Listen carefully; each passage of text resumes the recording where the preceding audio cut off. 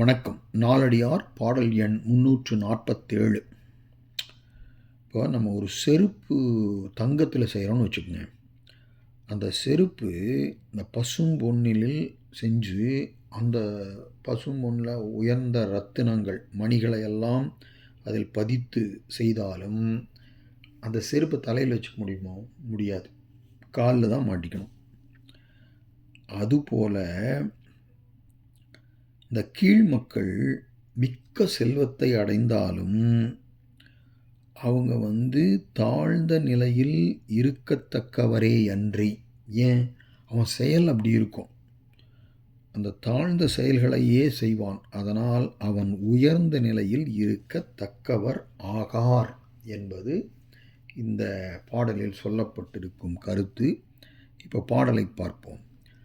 My தீர் பசும் பொன் மேல் மாண்ட மணி அழுத்தி.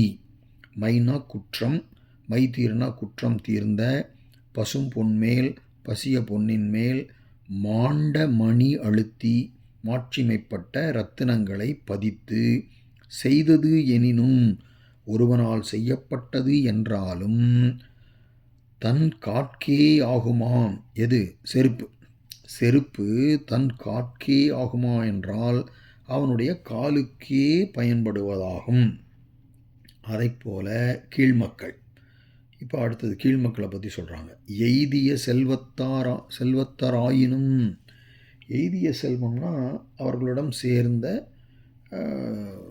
மிகுந்த செல்வத்தை உடையவர்களாக இருந்தாலும், கீழ்களை என்றால் அந்த கீழ் மக்களை செய்தொழிலால், அவர்கள் செய்கின்ற தாழ்ந்த தொழில்களினாலே காண ஆராய்ந்து பார்க்க படும் அந்த செருப்பின் இழிந்த தன்மையே அவரிடத்தும் உண்டாகும்.